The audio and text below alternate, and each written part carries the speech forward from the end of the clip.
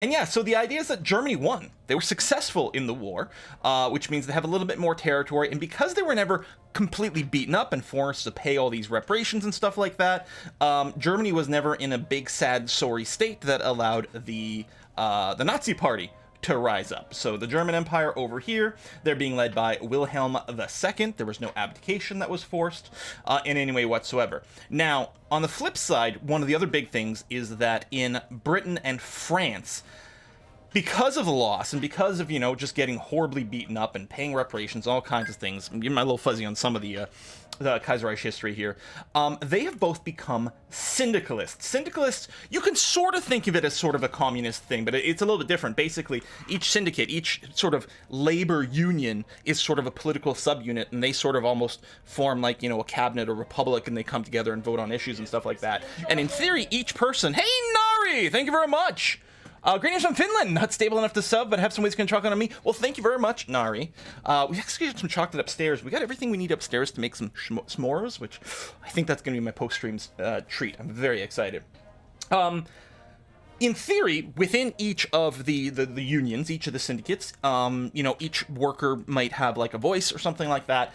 And in theory, syndicalists are still fairly democratic-ish in ways.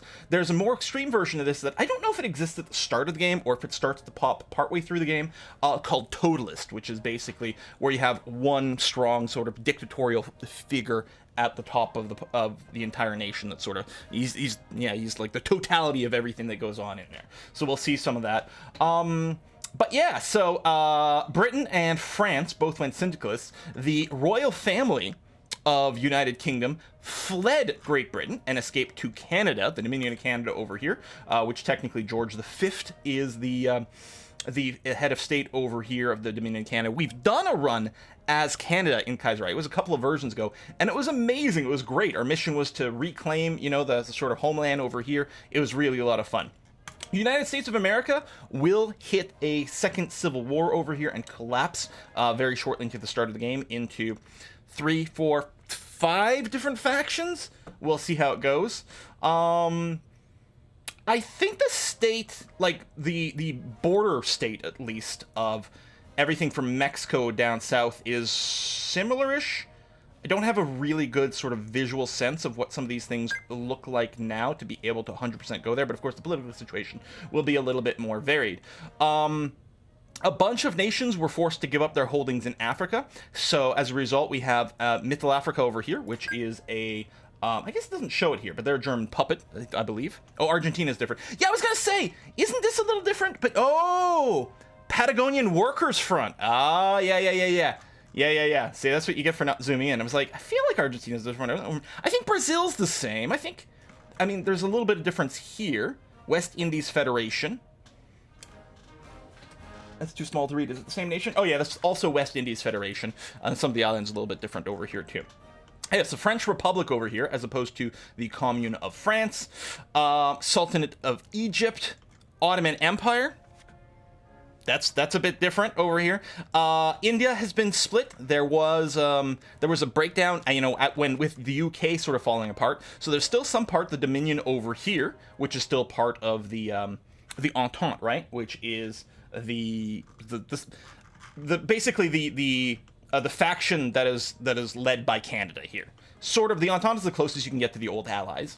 And then there's a sort of independent sort of princely federation. I was playing this. The princely federation is a lot of fun. So basically the individual little princes and things like that forming a federation and a council under the head of one particular, this guy.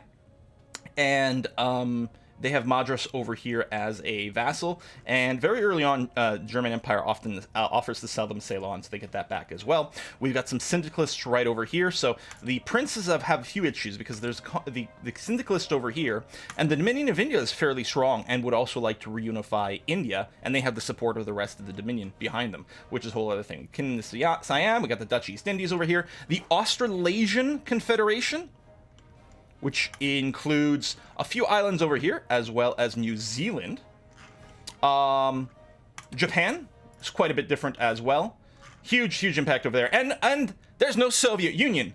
This big guy over here is the Russian Republic, currently run by a social liberal government with their leader of Kerensky. But I believe one of the first things that will happen right at the start of the game is Kerensky will be assassinated.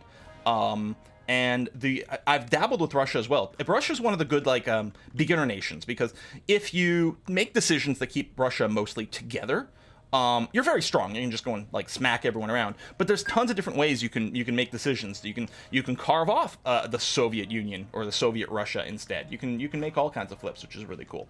But we are going to be playing as this little country over here, currently called Flanders Wallonia. This is a puppet state of the Germans. We are in the German faction, which is called the Reich something. We'll see what it's like when we get in there. And our ruling party are German sympathizers.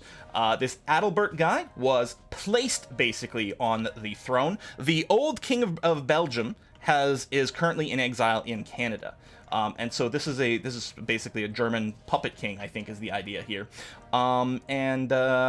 He's not always liked, because the common people over here in so-called Flanders Wallonia, of course, Belgium, aren't super necessarily keen. We'll see.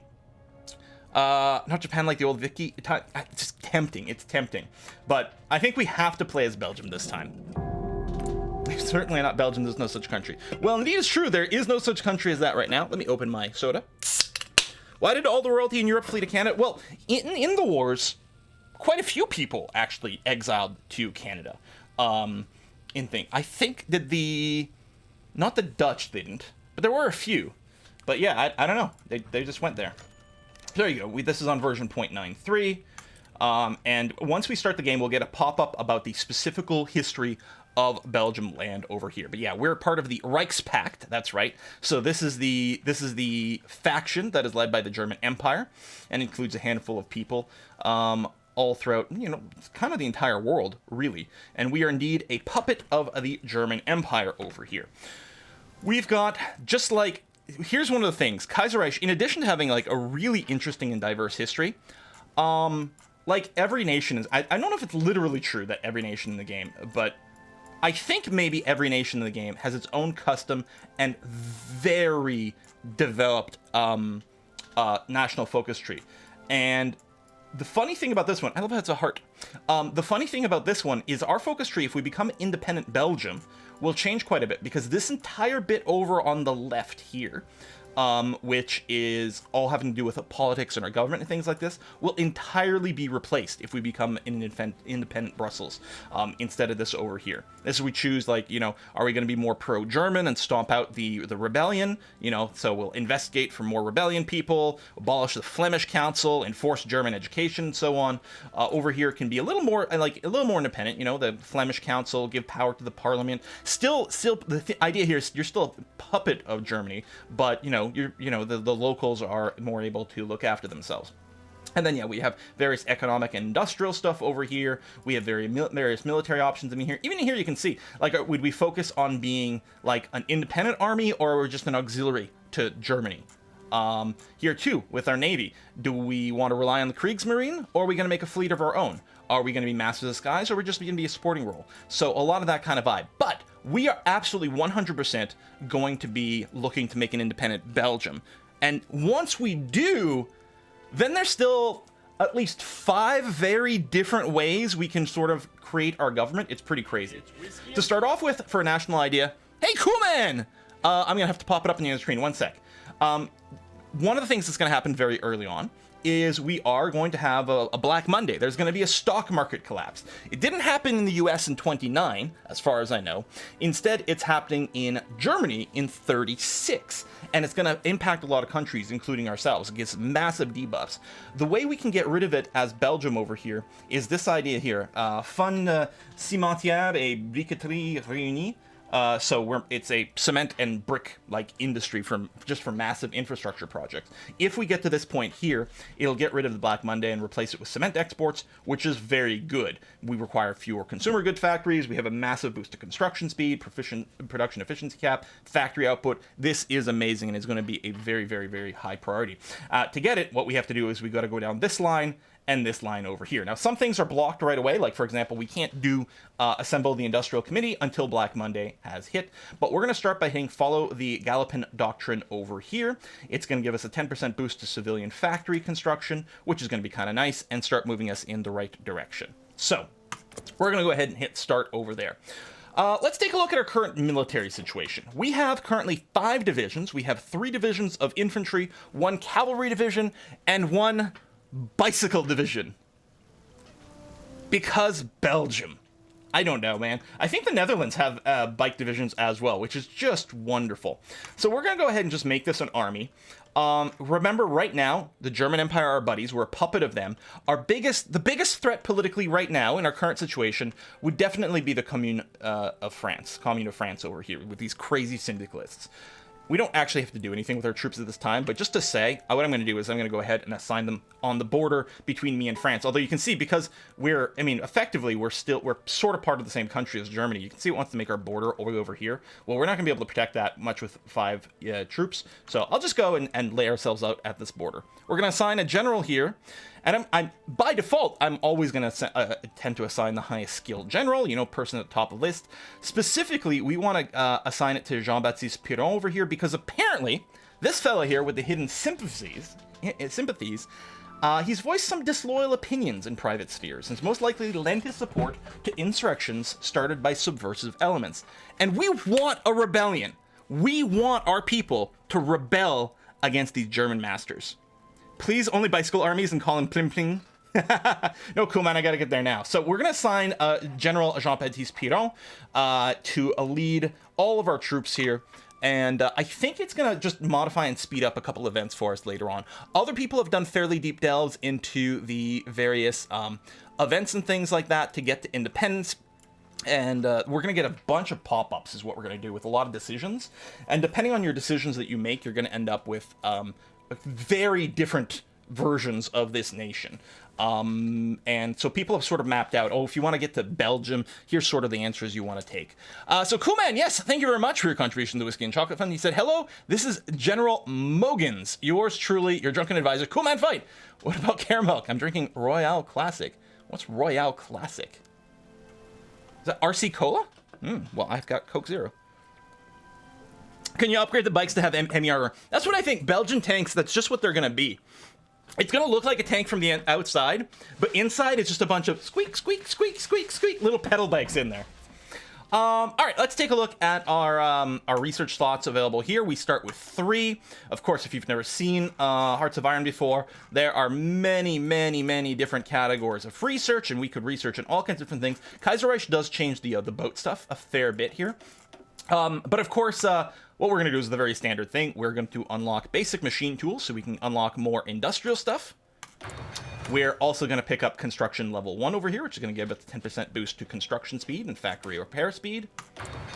And also, we're going to go and unlock engineering. We do already have electronic mechanical engineering for a research speed boost. We're going to go ahead and get mechanical and computing for more research speed over here. Boom and boom. That is research dealt with. Let's talk about our industrial situation. So we have 15 factories in total. Now, I believe... Right, yeah, okay. So, depending on what screen you read, it'll say 20, because we have 15 civilian factories, 4 military factories, and 1 naval dockyard. Of our civilian factories, 6 of them have to go towards consumer goods. Basically, it just represents the fact that our people want certain goods, for their everyday life. So right now, 35% of our industrial capacity is basically going to satisfying just our populace over there. As we move into more of a war economy, we can convince them that they need fewer and fewer toasters in their house, and therefore more of the country's economic or industrial might will go towards our industry. I think early on, what I'm going to do is I'm just going to build a few more civilian factories. So we have 3 provinces in total. We have Wallonia over here. We have stupid sexy Flanders. And we have maritime Flanders over here. Just a tiny little bit. I believe this is Dunkirk. Yeah, Dunkirk over here belongs to us. Not part of France, obviously. I mean, that would be crazy, right? In terms of politics, so Wallonia, I believe, is primarily French-speaking. Flanders is primarily, well, I guess Flemish-speaking, which is like sort of a version of Dutch. Asterisk, someone can clarify that in the chat. Anyway, I'm just going to go ahead and queue up one extra civilian factory in both of those. As we develop some more industrial technology, we'll be able to put more factories in here as well. All your Dunkirk are belong to us. Sexy Dutch. I like it. Sexy Dutch. It's fantastic. All right, so yes, they speak sexy Dutch over there. Now, one of the things that Germany has done with the puppet over here, I mean, first of all, they've denied us the name of Belgium, right? We're simply the sort of political entity of two provinces just named Flanders Wallonia over here. And specifically, in all the lore on the wiki and stuff like that, they've done a lot to try to create a divide between the people of Flanders and the people of Wallonia. They've tried to, like, really split the French-speaking and the Flemish-speaking people. I think they've been trying to minimize a lot of the French-speaking people to have it so that Belgium doesn't necessarily feel the same closeness to France. In terms of national spirits, we have a few things. First of all, our king, our rightful king, King Albert I, is in exile in Canada. After the Weltkrieg, World War I, ended in crushing defeat for our small nation, King Albert I was forced into exile and has followed the British royal family to Canada. Adored by all his citizens for his bravery during the Weltkrieg, earning him the nickname Soldier King, large royalist underground movements plot his return to the throne and an end to German occupation. So right now we have a 30% penalty to war support, so people don't want to go to war, which would have pretty big impacts on all kinds of things if it were to start. We've got this forced linguistic debate over here. So, because most people live in Flanders, but French-speaking Wallonia had the upper hand during most of the 19th century, lots of industrial stuff, and yeah, the German occupiers are doing this Flammenpolitik plan, which is increasing tensions between the two groups, and making it hard for the country to exist as a unified whole. Dutch control over the Westerschelde. And no choice but to negotiate with the Dutch for expansion of the harbor of Antwerp. If tensions were to escalate between our two nations, our main trade hub would be severely hurt. Yeah, there's... so the Netherlands controls, I think, this province here is the idea. So Antwerp over here would have, yeah, some trade problems. This doesn't do anything by itself, but there'll be other events and things that modify that. And we have this general anti-German sentiment. So not a lot of people want to sign up for the army. It's not great. Lots of political parties here. Yeah, absolutely. So again, we are currently being led by German sympathizers over here, 39% popularity, and Adelbert is the leader.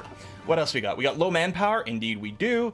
And currently, we are lacking some resources, but I'm not going to trade for it. There's not enough of a shortage to really necessarily justify the trade. Plus, currently, I want my civilian factories to help rebuild our industry a little bit.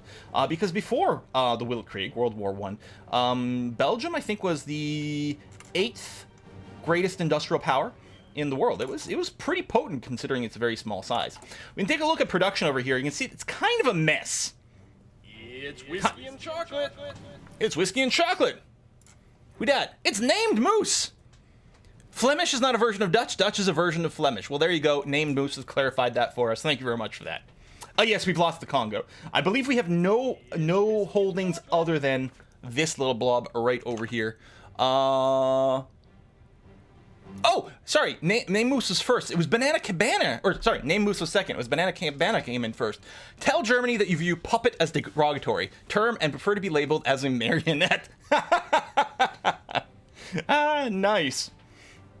I think I will keep this queue going. Now, we actually don't have a factory currently producing light tank destroyers, and I'm going to want more infantry equipment. It is interesting, though, that as Belgium, we do actually start with enough stockpiled for all of our current troops, and our troops are actually even fairly well trained. We've got regulars, and these are seasoned bikers over here. So, this doesn't feel super great and sexy to me, but I think is mostly okay. We have a stockpile light tank destroyers. What I'll probably do is maybe I'll leave this queue as is. It's not the worst to actually throw these in. With tank destroyers that I would often add to an infantry group, often I do a heavy, but I believe right now our divisions, yes, the Ardennes Jagers here. Jager's Hunter, right? Is that Hunter in sort of Dutch, Deutsch, something? Yes, good, excellent. So you can see it's a bunch of bicycle battalions, and they have their light tank destroyer over here, which gives them a little bit more hardness and the ability to pierce things. I don't know if any of the divisions have it. Cavalry is both cavalry and bikes, which is amazing. We don't currently have any motorized divisions deployed. We have no armored divisions deployed either here. And then the infantry division is this sort of mess. It's got a combat width of 16. It's got a line artillery and a line anti-tank. It only has support engineers. We'll be making some changes to this, but none of this has to happen quite yet because it's going to be a while before we're fighting. So overall, the only thing I'm debating is whether or not we are going to, like, remove the tank destroyer from the queue. And I think we are, because honestly, we're not going to face that many, like, tanks early on. So I'm going to remove this. And the plan is actually probably to scale up our infantry equipment production a little bit over here. We'll leave the rest as is. I mean, we don't even have the factory yet, but we'll see. Bicycle drawn artillery, you're right. Any other screens we want to talk about? So we're going to have a bunch of decisions to make over here later. Our research is set up. Diplomatically, there's not really much we can do. Currently, the Commune of France does not like us. And yeah, we're in the Reichspakt over here. And that's pretty much it to mention politically. Trade, we took a gander at. I mean, we've got some production. You can see we produce some steel, and we can actually, there's a lot of things in our national focus that will increase the amount of steel we produce.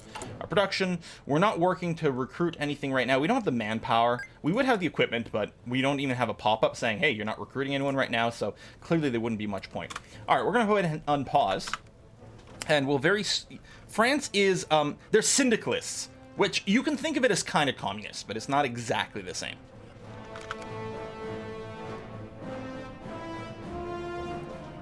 Kingdom of Ukraine, how on earth did that happen? Again, there's volumes of lore written for Kaiserreich, so go ahead and read all that stuff. It's really interesting. So there you go, status report. Location of Flanders Wallonia. And most countries that you play in here will have one or more than one little screen telling you about your situation. So, located on the western border of the German Empire and bordering the Commune of France, Flanders Wallonia has a very strategic but vulnerable position. As the vanguard of the West against the syndicalist menace, we are supposed to stop their advance on the bunkers of the Ludendorfflinie. I don't know what that is. And push together with our German allies into the French heartland. To the east, the German behemoth watches us closely and will prove to be a difficult enemy should the need arise. Northwest lies the Netherlands, neutral in the Weltkrieg, World War I. Our former masters don't see much of a threat with their ill-equipped army and friendly relations. Occupation and major battles during the First Weltkrieg have clearly marked our country, and hefty reparations and general dismantlement of our industrial base imposed on us have left us weak. What was once the 8th greatest industrial power in the world has been greatly humbled. Still, our people are sturdy and managed to rebuild our industrial might to a level approaching its former extent. However, as much of our industry is hopelessly reliant on German investment, there remains a great deal of work to be done. In order to reinvigorate the economy, the Adelbert Canal was dug post-war, connecting the important harbor of Antwerp with the steel industries of Liège. Coal mining has been expanded into the province of Limburg, further stimulating the steel industry, while the Flemish provinces have steadily developed their industrial power to partially replace the old reliance on an agricultural countryside. Yeah, no, Albert's living in Canada right now. Adelbert is a completely different dude. Again, we're in an alt history situation here. Even though our country is a constitutional monarchy on paper, parliamentary control over the government is severely hampered. Moreover, political parties can only have legal status and participate in elections if they accept the post-Weltkrieg status quo, such as the Hohenzollern monarchy, membership in the Reichspakt, and other national indignities. This limitation makes legal opposition parties stunted and ineffective. The government is advised by the Flemish Council, which consists mainly of members of the higher class, most of whom support the king and execute his decisions with limited practical power of veto. There are two major opposition groups that seek to contest the current status quo and as a result have been forced underground. First, we have the Royalist Catholic Party, who seeks to restore Belgium and its rightful king, Albert I, currently in exile in Canada. The large group is the Syndicalist Party, which seeks to improve working conditions and create a socialist regime like that which exists in the Commune of France.